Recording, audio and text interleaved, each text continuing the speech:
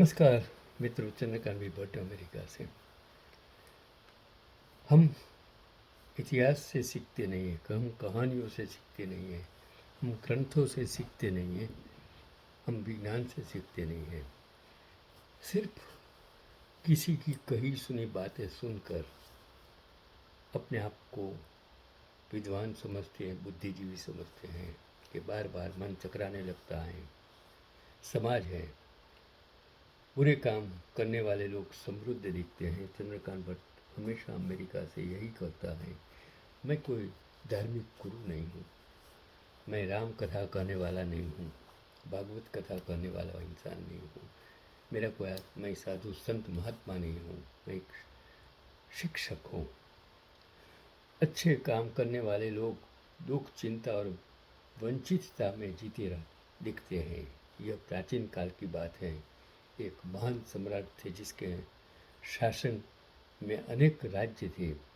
उनका एकमात्र कर्तव्य अपनी प्रजा को खुश रखना था, लेकिन सूर्योदय और छाँव की तरह ही जीवन में उतार चढ़ाव आते रहते हैं। जो लोग कई वर्षों से अपने धर्म का पालन कर रहे थे, वही लोग अब बलवान बन गए थे।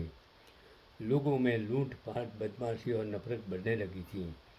कर्तव्य परायणता और सहिष्णुता घट रही थी। इसी वजह से साम्राज्य से अशांति और अराजकता फैल गई थी। चंद्रगुप्त मौर्य का शासन भी चला गया, 600 साल मुगल साम्राज्य भी चला गया, 200 साल अंग्रेज का शासन चला गया और आज़ादी मिल गई। आज़ादी के बाद 75-80 साल भी चले गए और सत्ता में बैठे लोग यही कहे कि ये सब कुछ हमने किया। तो बादशाह दिन रात चिंता करने लगे, लेकिन उन्हें समझ नहीं आ रही थी कि उन्हें अपनी जन सेवा के लिए क्या सलाह देनी चाहिए और उन्हें कैसे समझाना चाहिए कि राष्ट्र प्रेम, कठोर मेहनत महत्वपूर्ण है।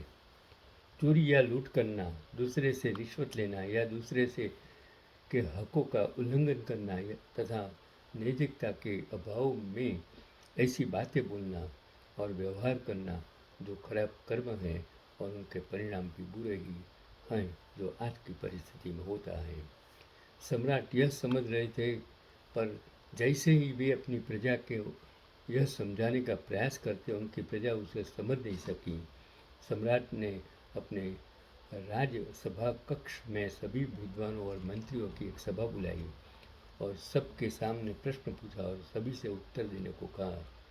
सम्राट ने घोषणा की कि यह प्रश्न यह है कि बुरे कर्म करने वाले व्यक्ति को बुरे परिणाम क्यों नहीं मिलते। अगर लूटमार, चोरी, रिश्वत लेना या दूसरे कोई अधिकारों का उल्लंघन करना पाप है, तो फिर ऐसे बदमाश लोग अच्छे जीवन जीते कैसे हैं, और जो लोग कोई बुरा काम नहीं करते, वे जीवन में इतनी सारी कठिनाइयों का सामना क्यों करते हैं। अचानक एक भिखारी पुराने फटे कपड़े पहनकर दरबार में आया। उसने हाथ जोड़कर सम्राट के सामने वो खड़ा रह गया। सम्राट ने अपने दरबारियों को बुलाया और पूछा कि उन्होंने यह उस भिखारी को शाही दरबार में प्रवेश की अनुमति क्यों दी। एक दरबार ने कहा, आपकी कृपा, हमने इस इंसान को रोकने की बहुत कोशिश की, पर वह बार बार यह कहता रहा कि उसके पास सम्राट के मन में उभरे प्रश्नों के जवाब हैं। उसकी बार बार विनती के बाद हमने उसे सत्य साबित करने की अनुमति दे दी। सभी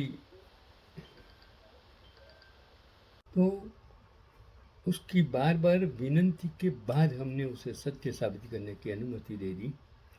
सभी विद्वानों और मंत्रियों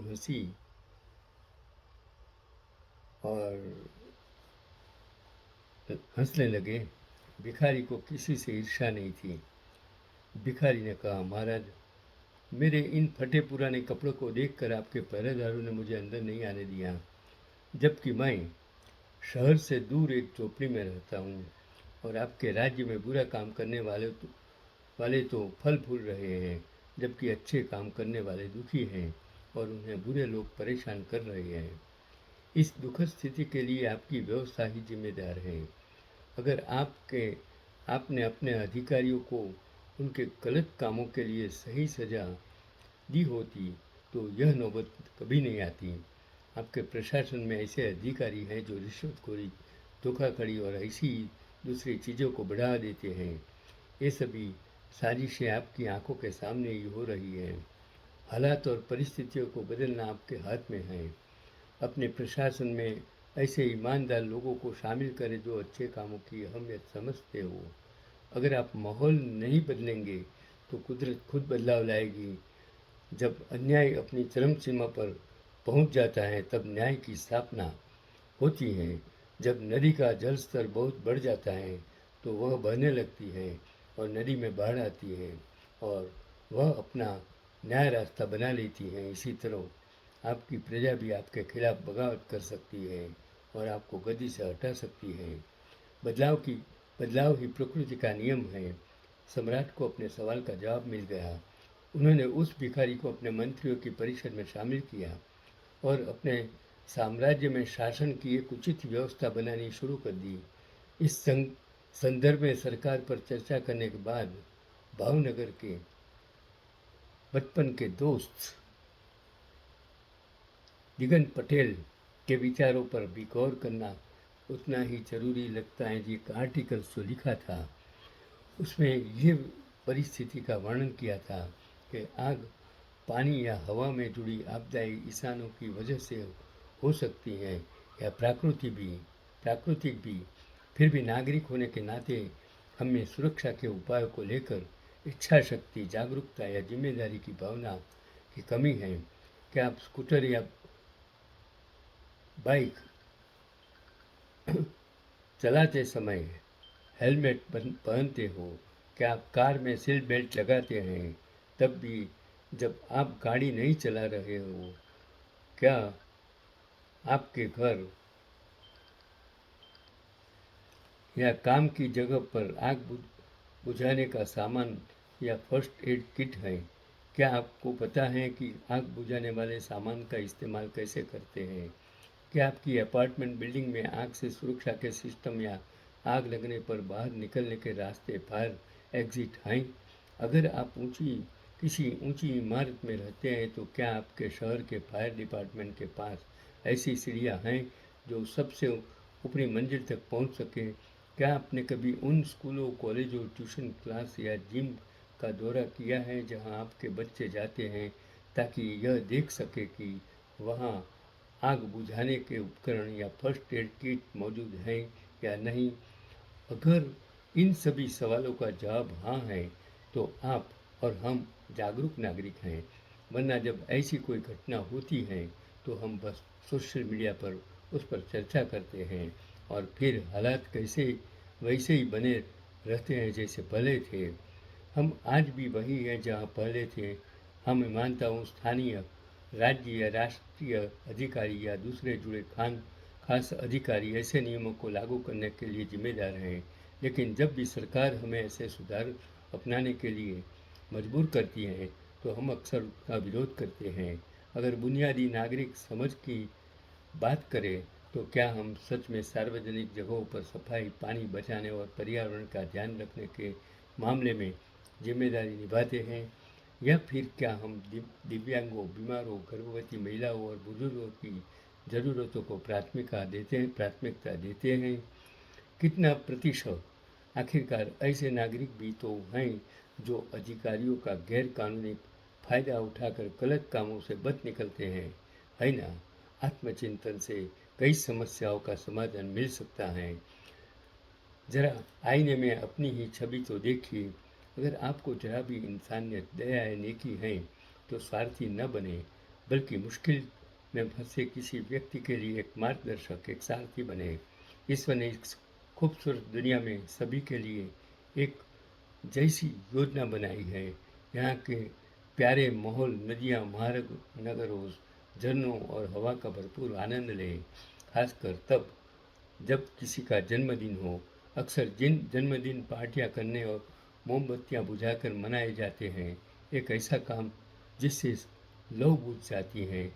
इसके बजाय आइए हम जीवन की ज्योति जलाए, उसे बुझाए नहीं। शुभ दिनों पर आइए हम सब मिलकर पेड़ लगाए और इस तरह पर्यावरण में जीवन की ज्योति जलाए, क्योंकि आने वाले वर्षों में ये पेड़ बारिश लाएंगे और हम सभी को बचाएंगे। हो सकता है कि ईश्वर ने आपको ऊंचे उड़ने के लिए बाज जैसे पंख दिए हो, लेकिन सावधान रहे, उड़ान भरने से पहले इन बुराइयों, ईर्ष्या, निंदा और जलन को खत्म कर दे और अहंकार के राक्षस को हमेशा के लिए मिटा दे। आप बाज की तरह आसमान में ऊंची उड़ान भर सकते हैं, लेकिन कभी धोखेबाज न बने। यह पूछने के बजाय कि देश ने मुझे क्या दिया है, आइए हम इस भावना को अपनाएं कि हमने अपनी मातृभूमि के लिए क्या योगदान दिया है। हमने अनुशासित नागरिक बनने का संकल्प क्यों नहीं किया है। हम अपने कुटुंब को, समाज को, देश को क्या मदद क्यों नहीं कर सकते हैं। पहले शुरू कीजिए अपने कुटुंब से, फिर शुरू कीजिए अपने समाज से, फिर शुरू कीजिए आपके गांव, शहर और देश के, और फिर अपने आप को तैयार कीजिए दुनिया के लिए, मानवता के लिए, इंसानियत के लिए। मंदिर में जाने से कुछ नहीं मिलने वाला है। अगर आप किसी को मदद करेंगे, अगर आप में मानवता है, तो ये दुनिया में आपके लिए सब कुछ है। ये जंगल भी तुम्हारा है, ये नदियाँ भी तुम्हारी हैं, ये पवन भी तुम्हारा है, सूर्य भी तुम्हारा है। लेकिन अगर उसका गलत उपयोग करेंगे, उसको जंगलों को काट देंगे, नदी को प्रदूषण कर देंगे, जो पेड़ों को काट कर ख़त्म कर देंगे, तो आपके पास कुछ नहीं बचने वाला है। यही आज का पैगाम।